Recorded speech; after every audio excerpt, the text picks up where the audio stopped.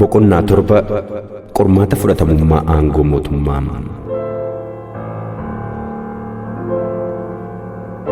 Fudhatamummaa aangoo mootummaa jechuun uummanni yookiin hayyoonni aangoo mootummaa bakka bu'aa raawwachiisan fedha isaanii godhatanii haala itti fudhatan jechuudha.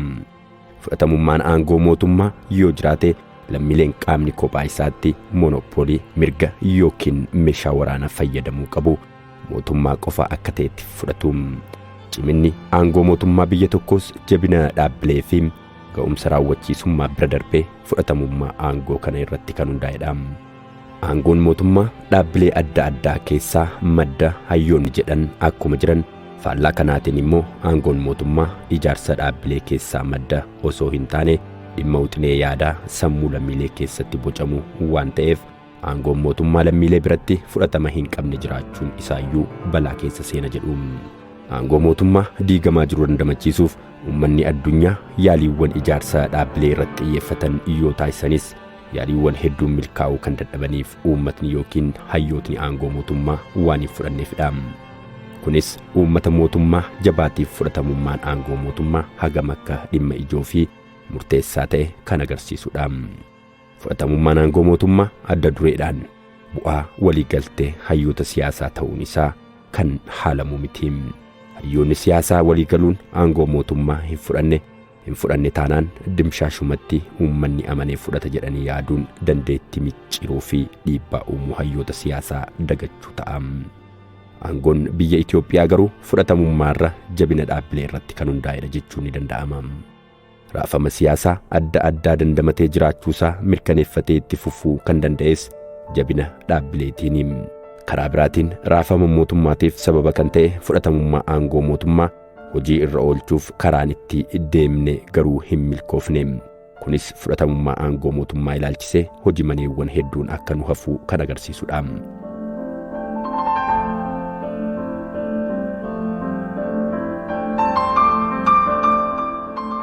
Bu'uurri rakkoo fudhatamummaa aangoo mootummaa waa lama irraa madda jechuun ni danda'ama.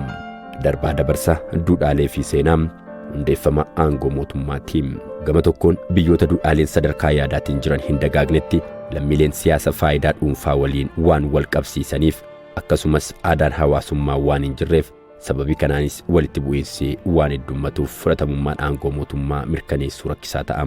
Kunis rakkoo ta'e furmaatni isaa dinagdee ta'uu agarsiisa. Duudhaalee sadarkaa yaadaatti argaman dagaagsuudhaan fudhatamummaa aangoo mootummaa fiduuf dhimmi guddaan misooma dinagdee fiduu ta'us hojiiwwan dinagdee maddiitti hojiiwwan ijaarsa duudhaalee aadaa gama siyaasaatiin hojjetamuu qaba. Walumaa galatti duudhaalee sadarkaa yaadaatiin jiran dagaagsuuf hojiiwwan siyaasaa fi dinagdee fudhatamummaa aangoo mootummaa mirkaneessuu keessatti karaa sirrii fi amansiisaa ta'edha. Karaa biraatiin seenaan ijaarsa aangoo mootummaa ijaaf gurra hin qabne yoo ta'e fudhatamummaan aangoo mootummaa baay'ee rakkisaa ta'a. Hayyoonni siyaasaa aangoo fudhatamummaa ilaalchisee yaada adda addaa waan qabaniif akkasumas akkaataa taateewwan yeroo uumama aangoo mootummaa ta'anitti dhiyeessan garaagarummaa waan qabaatuuf hoggayyuu wal diddaa fi jeequmsatu jiraata.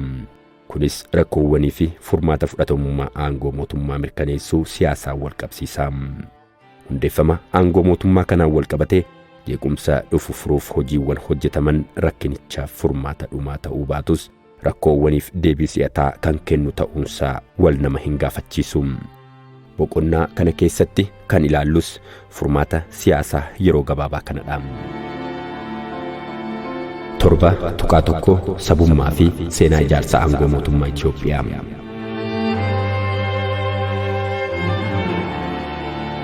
Hundeeffamni aangoo mootummaa Itoophiyaa babal'ifannaa aadaa bulchiinsa kaaba irraa gara kibbaatti taasifameen adeemsa babal'ifannaa bulchiinsa kana hayyoonni Itoophiyaa hedduun ijaarsa aangoo mootummaa biyyaalessaa ija gita bittaatiin ilaalu. Hayyoonni siyaasaa adeemsicha ija gita bittaatiin ilaalan dhimmichi dubbii jamanichaan kan walgitu qabsoo farra gita bittaa Afrikaa irraa waan fudhatan fakkaata. Yaadichis babal'ifannaa sirna bulchiinsa aadaa fageenyatti gita bittaa waliin wal fakkeessuu kan yaadudha. Karaa biraatiin hayyoonni siyaasaa tokko tokko adeemsicha akka uumama ijaarsa aangoo mootummaatti ilaaluun seenaa ijaarsa aangoo mootummoota biyyoota Awurooppaatiin wal fakkeessuu yaalu. Gama biraatiin immoo hayyoonni dhimma ija hacuuccaa biyyoolessaatiin ilaalan haala garaagarummaa qubannaa lafa kibbaa fi kaaba Itoophiyaa ture kaasuudhaan falmu. Ijaarsi aangoo mootummaa biyya tokko adeemsa imaammata wal fakkaataa kan qabu ta'uu isaa fi bu'aan isaa garuu mootummaa biyyoolessaa tokko uumuurra mootummaa rarra'ee hafe yeroon gamisaan ijaaramee ta'uun isaa dhimma falmii hayyoota siyaasaa biyya keenyaa ta'eera. Hayyoonni tokko tokko haalichi kan uumame hirrinni caasaa ammayyaawaa jiru imaammata wal fakkaataa akka adeemsifame taasise kan jedhan yoo ta'u, kanneen biroo immoo sababni caalmaa qabu waan hin jirreef yookiin immoo moototni shawaa babal'ifachuudhaan aadaa fi afaan isaanii uummata biyyattii kaan irratti fe'uudhaaf hirrinni lakkoofsaa waan mudateefidha jedhu. Walfakkeenyi imaammata ija hayyoota siyaasaa Itiyoophiyaatiin gaaffiin sabummaa fi siyaasni eenyummaa irra deebi'aa akka ka'u sababa ta'ee jira. Bara 1960moota keessa haguuggii idil-addunyaa kan qabu siyaasni sooshaalizimii falaasama sabummaa irratti xiyyeeffachuun ennasitti ka'aa turan ajandaa siyaasa eenyummaa bocuu fi hacuuccaa ennas ture hiikaa idil-addunyaa akka itti kennamu gochuu danda'eera. Haalli kunis siyaasni Itiyoophiyaa sabummaa hawaasummaa fi sabummaa lammummaa gidduutti yaadonni ka'an akka hammaatan taasiseera. Aangoon mootummaa Itiyoophiyaa gama tokkoon gamisaan waan ijaarameef siyaasa sablammummaa horateera. Gama biraatiin immoo adeemsi isaa yeroo gabaabaatti waan kufeef bakka hundatti siyaasa sabummaa uumee jira. Siyaasa biyya Itiyoophiyaa jijjiiruu fi fudhatamummaa aangoo mootummaa mirkaneessuuf garee siyaasa lamaan gidduutti kallattii giddu galeessa hordofuun walitti dhiyeessuun barbaachisaadha. Adda durummaa barattoota leellistoota mirga namaa ta'anii fi deeggarsa uummata biyyattii birootiin sochiiwwan siyaasaa bara 1960moota keessa finiinan gaaffilee mirgaa qindoomina qaban kan kaasee fi gurmaa'inaa fi tooftaawwan adda addaa kan qabu yoo ta'e illee gaaffileen mirgaa yeroo sanatti ka'aa turan utubaan isaa gaaffilee siyaasaa eenyummaa sabaatiin hidhata qabu akka ta'e ni yaadatama.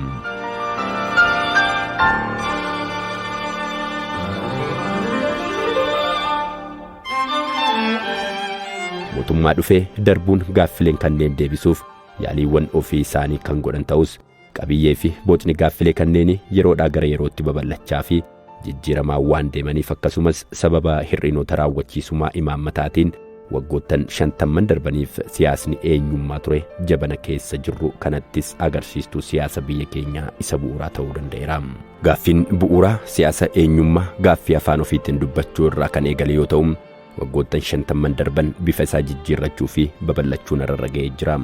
Sirni federaalawaa keenya bu'uura sabaa fi sablammoota biyya keenyaa kan ta'e afaanii fi aadaa ofiitiin fayyadamuu fi guddachuu akkasumas mirga ofiin of bulchuu isaanii kabachiisuu danda'eera. Kanaafuu sirni federaalaa keenya gaaffilee bu'uuraa mirga sabaa fi sablammoota biyya keenyaa haalaan deebisuu kan danda'e ta'us mirgi ofiin of bulchuu haala guutummaa qabuun hojii irra oolchuu waliin wal qabatee hir'inoonni raawwachiisummaa jiraniin akkasumas fedhiiwwan uummata dinagdee fi siyaasa irratti qaban waggoottan 27 darban keessa guddachaa dhufan haala quubsaan deebisuu dadhabuurraa kan ka'e waggoottan 5 darban biyyi keenya jeequmsa hamaa keessa turuun ishee yaadannoo keenya yeroo dhiyooti. Sababni bu'uuraa jeequmsichaa dimokiraasii dhabuu akka ta'e amanuun yeroowwan muraasa darban keessatti tarkaanfiiwwan fooyya'insa dimokiraasii taasifamaniin tasgabbii biyyaalessaa walqixxummaa dimokiraasii uummataa fi waliigaltee biyyaalessaa jabeessuudhaan nageenya keenya fiduun danda'ameera. Haalli biyyattiin ittiin hundooftee fi haalonni wal qabatanii dhufan siyaasa eenyummaa yeroo dheeraaf ijaaramaa dhufeen uummatichi aangoo mootummaa biyyaalessaa irraa amantii akka dhabuu fi adeemsi fudhatamummaa aangoo mootummichaa akka diigamaa dhufu gumaacha olaanaa taasiseera. Sababa kanaan uummattoota biyya keenyaa biratti duudhaaleen eenyummaa waloo diigamaa dhufuun isaanii dhimmoota gurguddoo biyyaalessaa irratti ejjennoon faallaa ta'e akka uumamu sababa ta'ee jira. Laafinnii fi diigamuun duudhaalee waloo keessattuu siyaasa eenyummaa fi of tuulummaan sabaa akka finiinuu gumaacha mataasaa taasiseera. Seenaa keessatti ajandaa fi ilaalchi sabummaa sadarkaa olaanaa irra ga'eera. Gaaddisni gurmaa'inaa humnoota siyaasaa rogeeyyiiwwanii fi hayyootaa inni bu'uuraa sabummaa ta'ee jira. Sabaa fi sablammoota Itiyoophiyaa wal faana kan tursiisuu yaadnee fi wixineen dinagdee hawaasummaa fi siyaasaa haphachaa deeme biyyattiin bittinnaa'uun uummanni ishees walitti dacha'anii wal fixuu danda'u sodaan jedhu uumameera. Kanaanis sababni guddaan garee siyaasaa sab hawaasummaa fi sablammummaa gidduutti adeemsi siyaasaa xiiqiin guutamee ana qofatu si beeka jedhu fiixee lamaan qabatee wal dhiibaa waan jiruufidha. Sabummaan maalidha?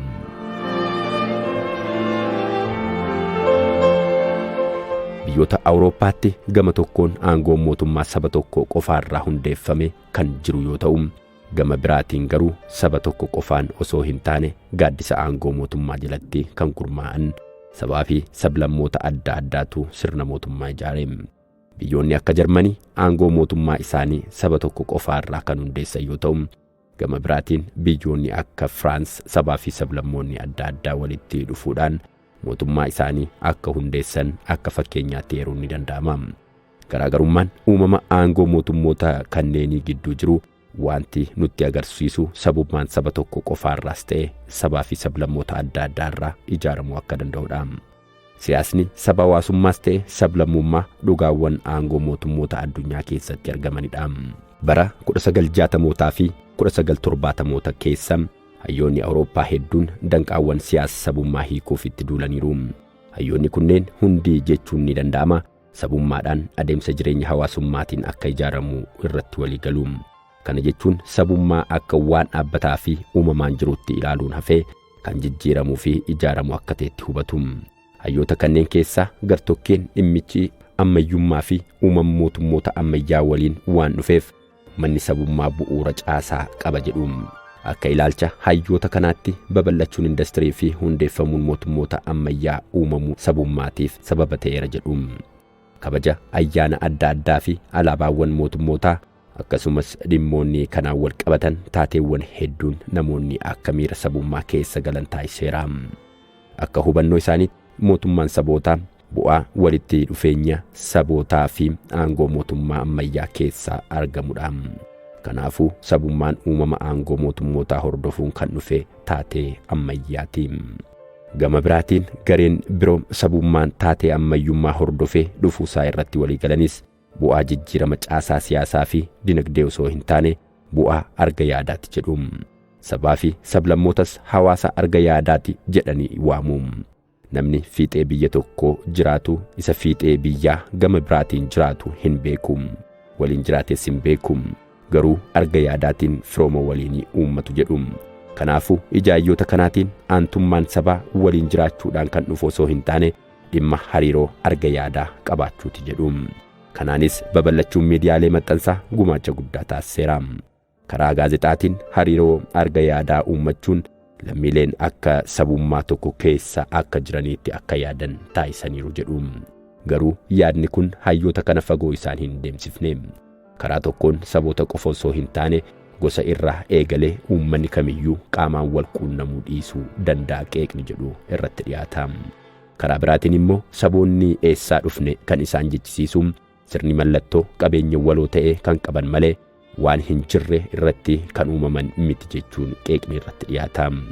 Qeeqni kun saboonni akkuma sirna mootii yeroo eessaa dhufne kan irratti ijaaranii sirna mallattoo waloo yookiin dhaala aadaa waloo qabu kan jedhudha. Ta'us hayyoonni biroon immoo sabummaan dhugeeffannoo bu'aa hojii siyaasaa fi geggeessota siyaasaa akka ta'etti yaada falmii isaanii dhiyeessu.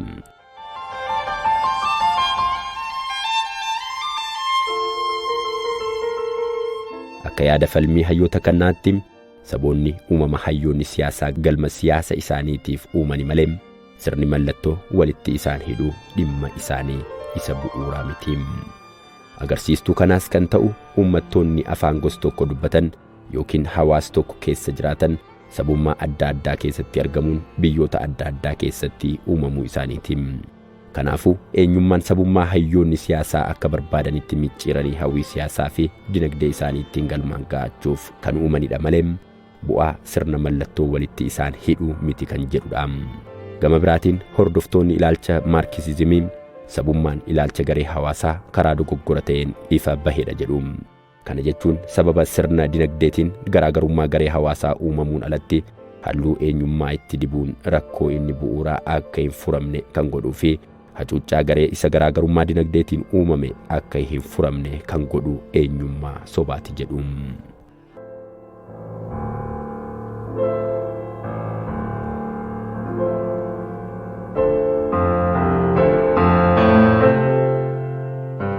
Haaluma wal fakkaatuun hayyoonni dinagdee tokko tokko sabummaan hir'ina gabaa doochuu fi rakkoowwan dinagdeen fidu bifa biraa qabsiisuuf kan uumamedha jedhu. Haa xiqqaatus haa baay'atus rakkoowwan waa'ee sabummaa hayyoota biroo keessatti uumaman amma tokko ilaaluun waa'ee Itoophiyaa hubachuuf nu fayyada. jalqaba irratti hayyoonni hedduun dhufanii mootummaa sabummaa jalqabbii ammayyummaatiin wal qabsiisu. Dhimmi kun mootummaa biyya Itoophiyaas ni ilaallata. Itoophiyaan biyyoota akka Poorchugaal dursitee mil'uu aadaa jireenya sabummaa kan qabdu ta'ullee dhufaatii mootummaa sabummaa isa bu'uuraa garuu dhugaan hin jijjiiru. Biyya keenya keessatti jalqabbiin ammayyummaa kan uumame dhuma jaarraa 19ffaa waan ta'eef uumamuun mootummaa sabummaas yeroodhuma kana waliin wal qabata. Hayyoonni biyya keenyaa tokko tokko saboota arga yaada jedhuun haala biyya keenyaa hubachuuf yaalu. Rakkoo siyaasa biyya keenyaas biyya hunda keenya walii galchitu biyya arga yaadaa ijaaruu dadhabuu keenyaa wal qabsiisu. Karaa biraatiin hayyoonni dhimmicha yaadannoo waloo waliin wal qabsiisuudhaan hubachuuf yaalanis ni jiru.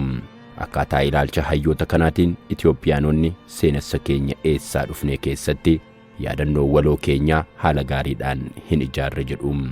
Waa'ee isa darbe wayita haasofnu yaadannoo waloo keenya keessatti qabiyyee fi miira baay'ee walirraa faffagaatutu mul'ata jedhu. Hayyoonni tokko tokko immoo sabummaan hojii harkaa tarkaanfachiistota siyaasaatii yaada jedhu hordofuun rakkoo siyaasa sabummaa Itoophiyaa fedhii fi faayidaa hayyoota siyaasaatiin wal qabsiisuun ilaalu. Sababiin ijoon siyaasa biyya keenyaa rakkoo hamaa keessa galchee halbaadhummaa hayyoota siyaasaa biyya keenyaa fi fedhiin isaan karaa qaxxaamuraatiin aangoo argachuuf qaban akka ta'e himu. Cabiinsa siyaasa biyya keenyaas bal'achuu daldaltoota siyaasaatiin wal qabsiisu. Akkaataan hubannoo hayyoota eeraman kunneen hunduu dhugaa of keessaa qabu haa ta'u malee fakkii guutuu walitti qabuun nutti mul'isuuf wayita yaalan dhugaawwan isaan qeeqsisan hedduun immoo ni jiru. Fakkeenyaaf rakkoon sabummaa Itoophiyaa keessatti mul'atan bu'aa halbaadhummaa daldaltoota siyaasaatii ilaalchi jedhu haalli itti sirrii ta'e sababoota hedduutu jira. Haa ta'u malee halbaadhummaa caala mirga sabootaatiif kan falman namoota hedduu kan xureessudha. Haaluma wal fakkaatuun ilaalchawwan biroo dhugaa gamisam nutti himu malee fakkii bal'aa nuuf hin dhiyeessan. Hayyoonni siyaasaa Itoophiyaa dhimma sabummaa ilaalchisee yaada falmii dhiyeessan keessaa inni tokko haalli uumama garee naannummaadhaan ji'oogiraafii malee sabummaa irratti hin ijaaramne kan jedhudha. Hayyoonni kunneen seenaa Itoophiyaa darban keessatti haalli hiriira siyaasaa naannummaa bu'uura kan godhate malee seenaa biyyattii fi haala dhugaa qabataniif keessummaadha jedhu. Jalqabbii hundeeffama mootummaa Itoophiyaattis ta'e hundeeffamaan booda bulchiinsa mataa isaanii kan qaban naannoowwani malee saboota miti. Kanaafuu rakkoowwan gareewwan bu'uureffate yoo jiraatellee rakkoon gareewwan bu'uureffate yoo jiraatellee amantii fi haala naannoo irratti hundaa'een furamuu qaba yaada jedhu dhiyeessuun falmu.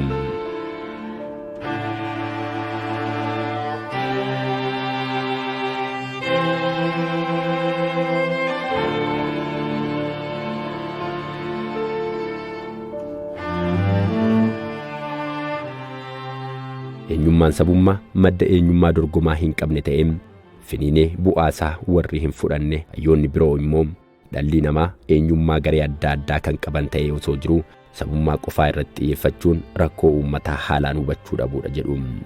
Yaadonni falmii dhiyaatan sabummaa siyaasa biyya keenyaa keessatti iddoo olaanaa baay'ee xooxeffame qabaachuusaa eeruu irratti itti milkaa'us sabummaan maaliif eenyummaa garee adda addaa kanneen biroo caala xooxeffamee ol ka'uu danda'e gaaffii jedhu garuu hin deebisanii.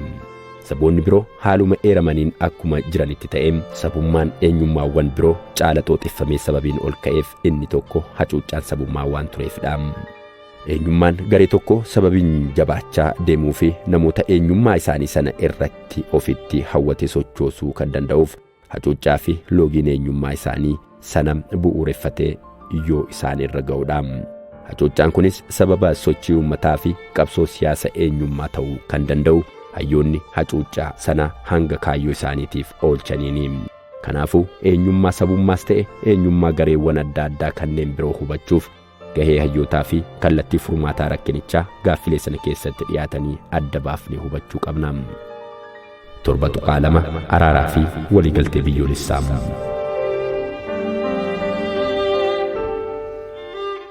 Hacuuccaa namni uume dhabamsiisuuf Itoophiyaa dimokiraatofte uumuuf akkasumas fudhatamummaa aangoo siyaasaa mirkaneessuuf wantoota hojjetamuu qaban keessaa dhimmi ijoon araaraa fi waliigaltee biyyoolessaa biyyattii irratti mirkaneessuudha. Waliigalteen biyyoolessaa dhaabbilee walabaa ijaaruu irraa waan adda ba'ee ilaalamu miti. Dhaabbilee walabaa hundeessuu fi waliigaltee biyyoolessaa uumuu gidduutti kamtu dursuu qaba gaaffii jedhu ilaalchisee filannoowwan lama deddeebi'anii wayita ka'an ni mul'atu. Hayyoonni tokko tokko dhaabbilee walabaa hundeeffamanii itti aansuun walabummaadhaan mari'atanii wal falmanii waliigaltee irraa yoo ga'ame malee waliigaltee biyyoolessaa uumuun rakkisaadha jedhu. Tarkaanfachiistonni yaada kana sirna hacuuccaa keessatti haalli ture uummanni walaba ta'ee mari'atee haalli itti waliigaluu danda'u waan hin turreef akkasumas adeemsi isaas yeroo dheeraa kan fudhatu waan ta'eef jalqabuma irratti dhaabbilee walabaa hundeessuutu dursuu qaba jedhu. Karaa biraatiin immoo waliigalteen biyyoolessaa osoo hin jiraanne dhaabbilee walabaa uumuun hin danda'amu yaada jedhu dhiyeessuun kanneen falmanni jiru. Yaadni falmii kun ijaarsa dhaabbilee walabaa matuma isaaniitiin waliigaltee biyyaalessaa irratti kan hundaa'e waan ta'eef dhaabbilee walabaa hundeessuu eegaluu keenyaan dura waliigaltee biyyaalessaa uumuu danda'uu qabna kan jedhudha. Falmiiwwan kunneen dhimmoota lamaan fiixeetti kan baasanii fi haala qabatamaa jiru yaada keessa galchuu irra wal falmii yaadaatiif dursa kan kennudha.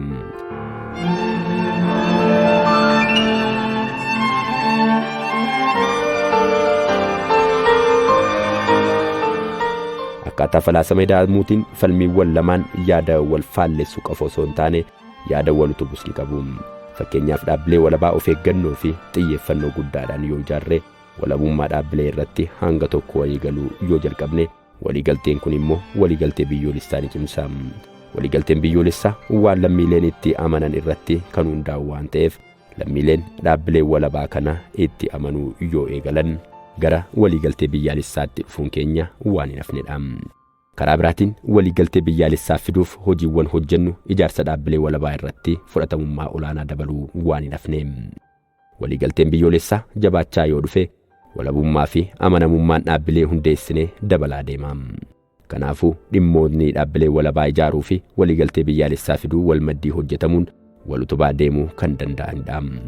Waliigalteen biyyaalessaa waliigaltee hayyoota siyaasaatiin hidhata adda hin baane qaba. Waliigalteen biyyaalessaa yaada dimshaashaa bu'uureffachuun waliin jiraannu ta'ullee waliigalteen kun waliigaltee hayyoota siyaasaatiin alatti dursee uumamuu adda bahee ilaalamu yookiin sanaan alatti ittitee dhaabbachuu hin danda'u. Waliigaltee biyyaalessaa jechuun dhimmoota biyyaa murteessoo ta'an irratti yaadni uummata bal'aa irra caalaatti dhimmoota jedhamanitti amanuun wal faana hubachuu jechuudha.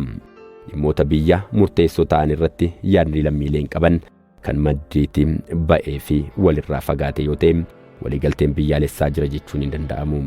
Biyya keenyatti dhimma alaabaa irraa eegalee dhimmoonni hedduun irratti walii hin galamne ni jiru. Kanaafuu dhimmoota hedduu irratti mari'annee waliigaltee biyyaalessaa uumuu qabna. Haa ta'u malee waliigaltee biyyaalessaa fiduuf dursinee madaa keenya duraanii wal'aanuu fi araara buusuu qabna. Araara osoo hin buusin waliigaltee biyyaalessaa fiduunis rakkisaadha. Araarri madaa keenya darbe kan wal'aanuu fi adeemsa keenya keessatti namoonni madaa kana tuttuquun akka hin fayyine godhan yoo jiraatan illee madaan kun deebi'ee akka hin qulqulle gochuuf furmaata waaraadha. Karaan waliigaltee wayitaawaa qofaa irratti hojjetame keessi isaa yaaddoo, sodaa fi shakkiidhaan kan guutame waan ta'uuf of weeraraatii irra deemna. Kanaafuu rakkinicha hunda irraa furuuf araara buusuun barbaachisaadha. Araara ilaalchisee muuxannoo biyyoota adda addaa yoo ilaalle rakkoo sirna apartaayidii Afrikaa Kibbaa keessatti uumame furuuf waraana saba irratti xiyyeeffatee fi walajjeechaa hambisuuf Ruwaandaatti mootummaa abbaa irree barbadeessuun jijjiirama dhufe ce'isuuf heera biyyaa haaraa bocuu Ispeen yookiin jijjiirama jeequmsaan argame tasgabbeessuu Tuniiziyaa irraa muuxannoon fudhatamuu ni danda'a. Dabalataanis adeemsa seenaa dheeraa keessa garee uummata tokko irratti miidhaa seena qabeessa dhaqqabeef beekamtii kennuun yeroo itti aanutti miidhaa wal fakkaatu akka hin dhaqqabnee fi inumaayyuu tooftaalee jabeessuu adda addaatti fayyadamuun irra caalaatti fayyadamtoota akka ta'an Awustiraaliyaa fi Kanaadaa akkasumas mootummaan yookiin paartiin tokko wayita aangoorra jiru wantoota balleessee haaromsuun gara boqonnaa seenaa haarawaatti ce'isuuf kutataa wayita ta'etti koree dhugaa barbaaddotaa hundeessuun badiiwwan darban tarreessuun wantoota garaagarummaa uumaniif ka'umsa kan ta'an sirreessuuf kutatee yeroo ka'etti Chiilii, Kolombiyaa fi Arjentiinaa mootummaa jijjiiruun dirqama osoo hin taane araarri wayita bu'uu arguun danda'ameera. Adeemsichi yeroo barbaachisaa itti ta'etti araara buusuun karaawwanii fi tooftaalee hedduun hojii irra ooluu danda'a. Araarri biyyaalessaa jijjiirama mootummaa irratti kan taasifame yoo ta'e mootummaa ce'umsaa uumuudhaan hojiitti hiikuun haqa ce'umsaatiin dabaalamuu ni danda'a. Haqni ce'umsaa sirna hacuuccaatiin guutame irraa gara sirna dimokiraasiitti ce'uudhaaf yaaliiwwan taasifaman keessatti yakkawwan darban qulqulleessuun koomishinii haqa barbaaddu hundeessuun akkasumas namoota irra yakka raawwataniif akka dhugaa ba'an gochuudhaan faallaa kanaatiin immoo waladabuu fi haaloo walitti ba'uun akka ittiin fufne adeemsi haa hafuudhaan akkasumas araaraan hiikuun furmaata ta'a. Adeemsichi itti gaafatamummaa fi dhiifama haqaa fi araara akkasumas adabbii fi dhiifama wal simsiisuun miidhamtootas ta'e yakkamtoonni kan darbe irraa baratanii jireenya isaanii fuula duraa karaa sirrii irraa akka adeemsifatan yaalii taasifamudha. Tooftaalee adeemsa murtoo seeraatiin akkasumas adeemsa murtoo seeraatiin ala jiran hunda fayyadamuun kan raawwatamu yoo ta'u marrattis qaamoleen balleessaa isaaniif dhugaa ba'an dhiifamaa fi mariidhaan akka gadi dhiifamanii fi qaamoleen kana hin goone irratti tarkaanfiiwwan seeraa barbaachisoo ta'an akka irratti fudhataman kan taasisudha. Faallaa kanaatiin araara biyyaa akka taasifamu kan dirqisiise miidhaawwan taatee seenaa darbee yoo ta'an immoo sakatta'insa seenaa gadi fagoo ragaadhaan deeggarame taasisuun garee hawaasaa miidhaan irra ga'ee akaakuu miidhaa isaanii tarreessuudhaan miidhaa isaaniitiif hojiiwwan beekamtii kennuu hojjetamu.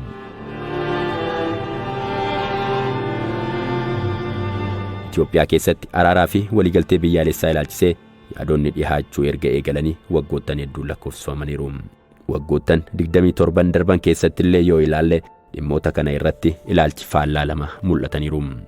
Gama tokkoon humnoonni siyaasaa dorgomtootaa fi barreessitoota siyaasaa gama biraatiin jiran Itoophiyaan rakkoo siyaasaa seente keessaa haala sirrii ta'een ba'uuf araarri yookiin waliigalteen biyyoolessaa taasifamuu qaba jechuun mormu. Yaadni kun ammaan dura sababoota lamaaf kufaa ta'eetii tureera. Inni jalqabaa hariiroo sabaa fi sablammoota biyya keenyaa jidduu tureen tokko miidhaa tokko immoo miidhamaa ta'uun kan dhiifamaa wal gaafatan osoo hin taane fedhii fi gocha gita bittootaa waliin wal qabata kan jedhudha. Hariiroon uummataa wal kabajuu, wal jaalachuu fi wal irraa horuun kan waliin turan waan ta'eef yaadni araara jedhu fudhatama hin qabu. Sababni inni lammaffaa immoo gaaffileen waliigalteen biyyoolessaa irraa haa taasifaman jedhamuun kan ka'an ajandaalee qabsoon siyaasaa irratti taasifamuu danda'u jedhamanidha. Gama biraatiin paartileen morkattootaa fi barreessitoonni isaan duukaa bu'an araarri bu'uu qaba jedhanii lallabanis dhimmicha irratti hubannoo ifa ta'e dhabuu irraa darbee hooggantootaa fi imaammata dhaaba keenyaa cilee dibuun dhugaan isaa ta'uu sobaan yakkuu irratti kan xiyyeeffatan turaniiru.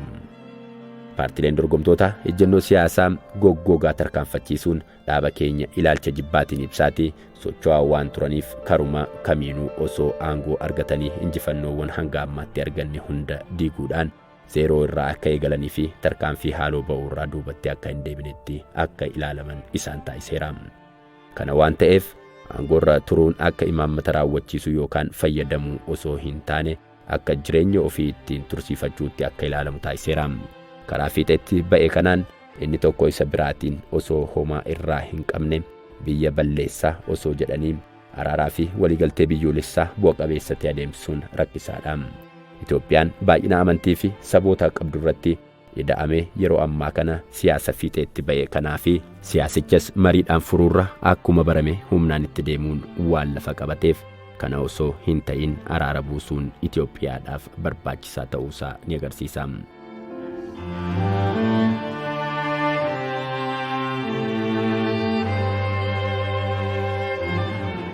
Itoophiyaan araaraaf adeemsi ittiin dhiyaatte yeroo mootummaa ce'umsaa bara 1983 ture.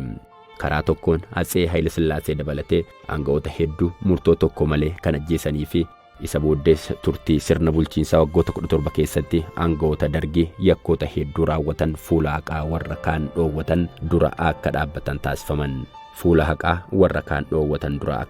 taasifaman. Karaa biraatiin immoo paartileen dorgomtoota biyya keessaas ta'e biyya alaa jiran kan hidhatanis ta'e kan hidhannoo malee qabsa'an akka biyyatti galanii karaa nagaan morkatan carraan ni kennameef. Gama biraatiinis jalqabbiin milkaa'aan eegalamee ture.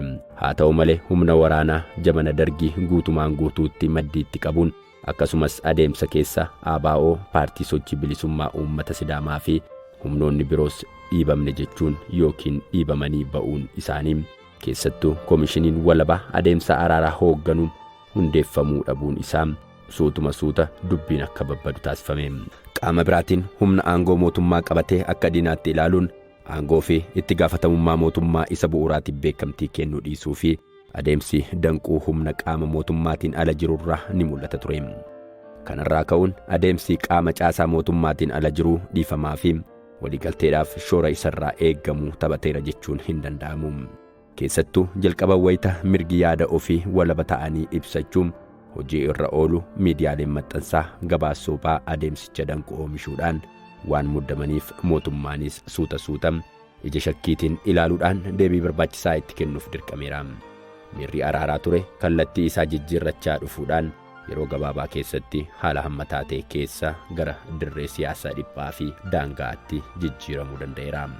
Dhuma bara 1999 akka lakkoofsa Itoophiyaa adeemsichi bakka itti kufee carraa deebi'ee ol ka'uu argatee ture.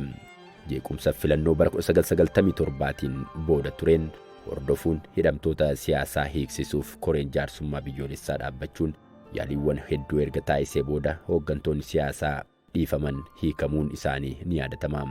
Haa ta'u malee adeemsi ittiin hiikamanii fi erga hiikamanii booda keessattuu odeeffannoowwan miidiyaalee mootummaatiin darbaa ture qoqqoodamsa mo'ataa fi mo'amaa dhiifama kennaa fi dhiifama gaafataa waan uumeef mirri araaraa jeeqameera.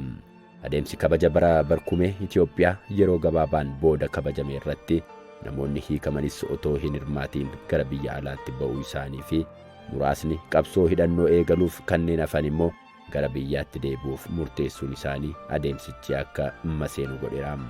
Waggoottan arfan darban keessa jeequmsa siyaasaa, dinagdee fi nageenya uumaman furuuf yaada jijjiiramaa karoorfaman hedduu keessaa tokko paartilee dorgomtootaa waliin mari'achuudhaan waliigaltee irra ga'uudha.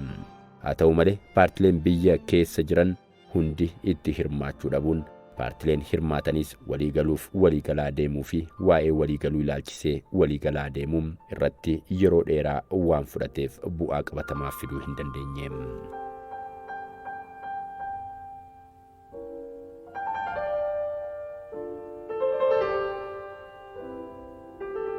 Biyya keenya keessatti yeroo mootummaa ce'umsaas ta'e jabana mootummaa ofii keessa hooggantoonni turan dorgomtoota isaanii humna qaban guutuun ukkaamsuudhaan taphaan ala gochuun barmaatilee fokkisaa baramedha.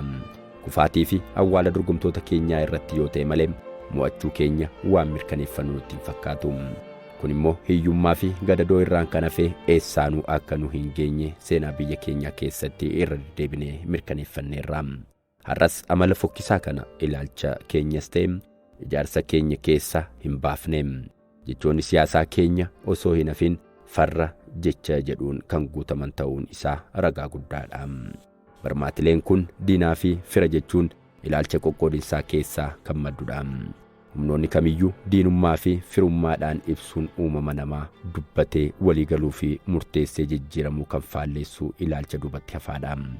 Nama yaadaa fi karaa keenya irraa adda ta'e yaadaan caallee amansiisuurra yoo kana ta'uu baate immoo garaagarummaa keenya kabajuun deemuun akka diina dhaabbataatti fudhachuudhaan yakkuun ilaalcha duubatti hafaa kana keessaa madda.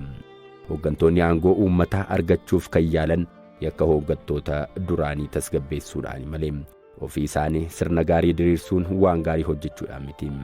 Sababa kanaanis dhalootarraa dhalootatti kan darbu yakka hooggantootaa qofa ta'a. Kunis dhaala haaloo dhuma hin qabne qabannee akka duubatti hafnu nu taasiseera. Haaloo dheengaddaatiif osoo hidhii xuuxnuun kaleessas haaloo birootu dhalate. Haaloo kaleessaatiifis osoo hidhii xuuxnuu har'as haaloon biraa dhalate. Kanaafuu maraammartoo kana keessaa ba'uu kan dandeenyu adeemsicha dhiifamaan goolabne madaawwan turan jaalalaan wal'aanne adeemsa keenya fuula duraatiif murtoo kutannoo qabu yoo fudhannedha. Karaa araara ittiin buusuu dandeenyu yoo fudhannes muuxannoowwan biyyoota biroo yaada keessa galfachuun akkuma jirutti ta'e duudhaalee biyya keenya duguugnee haalaan itti fayyadamuudha qabna. Rakkoon walxaxaa biyya keenya furuudhaaf fudhatamummaa aangoo mootummaa fi itti fufiinsa Itoophiyaa murkaneessuuf dursinee araara buusuudhaan miira horameen dhimmoota kaan irratti mariidhaan waliigaltee ni taasifna. Waliigalteen biyyoolessaa siyaasa qofaa irratti kan taasifamu yoo ta'e garuu miira dorgommii fi haalootiin waan taasifamuuf bu'a qabeessa hin ta'u. Araaraan eegallee miira tasgabbaa waliigaltee uumuuf mijataa ta'e keessa yoo seenne garuu mariin kunis waliigaltee biyyoolessaa bu'a qabeessa ta'e fida.